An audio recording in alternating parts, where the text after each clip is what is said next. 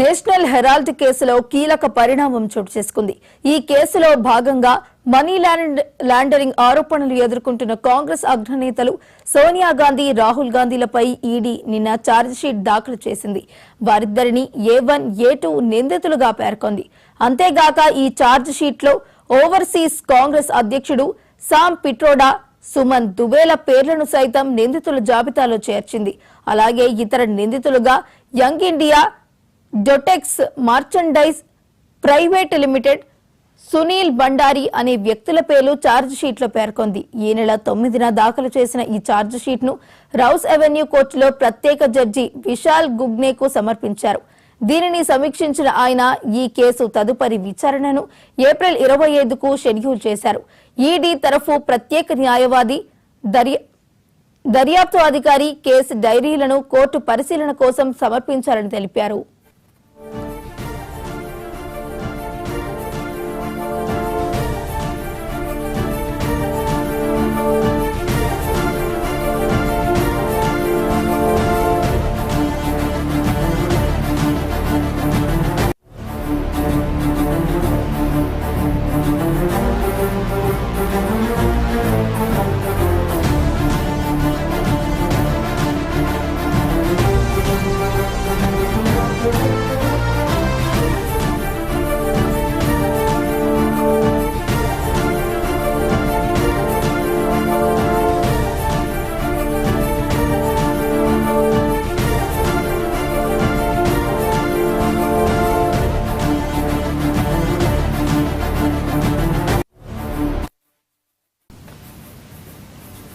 ED ఛార్జిషీట్లో Sonia, Rahul గాంధీల పేర్లు చేర్చడంపై కాంగ్రెస్ తీవ్ర ఆగ్రహం వ్యక్తం చేసింది.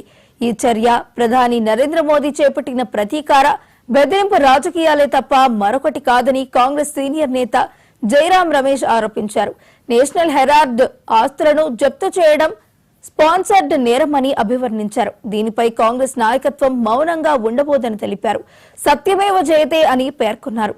అలాగే కేసీ వేణుగోపాల్ స్పందిస్తూ ప్రధాని, హోంమంత్రి ప్రజల సమస్యలను పరిష్కరించడంలో విఫలమవుతున్నారని, అందుకే ప్రజల దృష్టిని మళ్లించడానికి నిరంతరం ప్రయత్నిస్తున్నారని ఆరోపించారు. ప్రతీకార చర్యల్లో భాగంగానే కుట్రలు చేస్తున్నారని ఫైర్ అయ్యారు. మరోవైపు ఈడీ ఛార్జిషీట్ ను నిరసిస్తూ ఇవాళ దేశవ్యాప్తంగా ఈడీ కార్యాలయాల ఎదుట నిరసన తెలిపాలని కాంగ్రెస్ పిలుపునిచ్చింది.